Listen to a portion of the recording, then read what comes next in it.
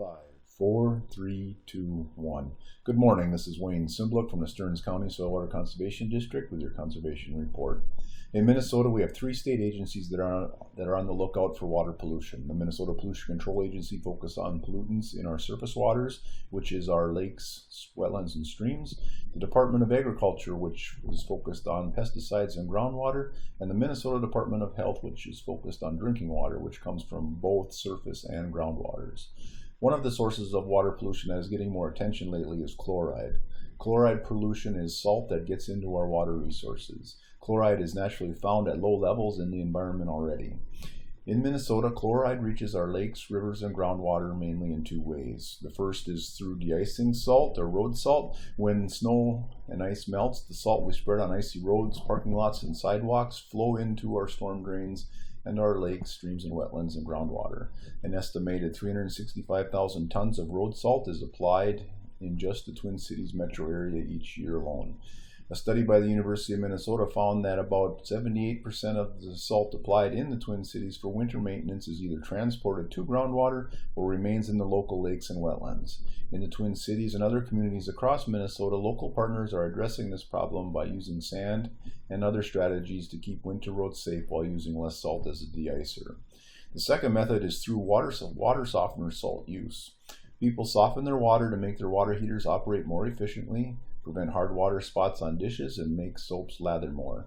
In most communities, salty brine from the water softeners drains to a municipal wastewater treatment plant all year long. The wastewater treatment plants aren't designed to remove the salt from the wastewater, so the salt passes through to the downstream receiving water body.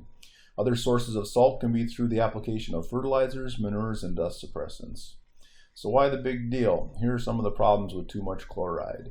If it's found in the drinking water, salt has contaminated groundwater in some areas of the state. 75% of Minnesotans rely on groundwater for drinking water.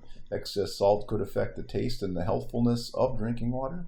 27% of the monitoring wells in the Twin Cities metro area's shallow aquifers had chloride concentrations that exceeded the Environmental Protection Agency's drinking water guidelines.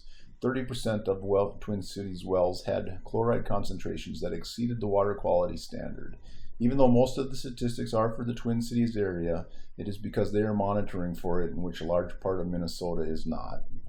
It also has an impact on fish and aquatic bugs. High amounts of chlorides are toxic to fish and the bugs and the amphibians as well. Chloride can negatively affect the fish and insect community structure, diversity, and productivity, even at low levels.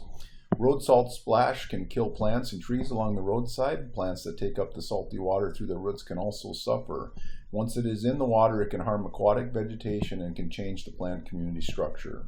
Salt-laden soil can lose its ability to retain water and store nutrients and be more prone to soil erosion and sediment runoff, which also has a negative impact on our water quality.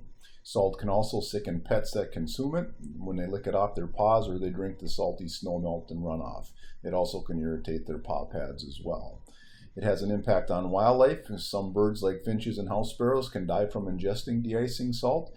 Deer like the salt and move towards the roads in areas where it is applied, which then can result in more deer car crashes. Amphibians are at risk at many points throughout their life cycle, resulting in abnormalities, reduced growth, behavior changes, and lower survival rates. And finally, chloride has a negative impact on all our infrastructure. Chloride corrodes the road surfaces and bridges and damages reinforcing rods, which increases maintenance and repair costs.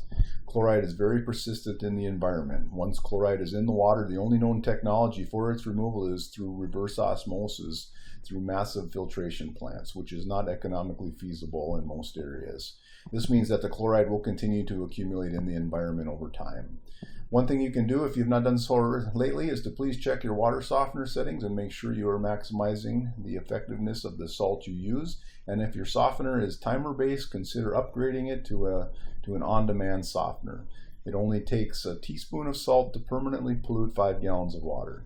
For more information on any of today or other topics, please check out our website at www.stearnscountyswcd.net or call us at 320-251-7800 extension 3.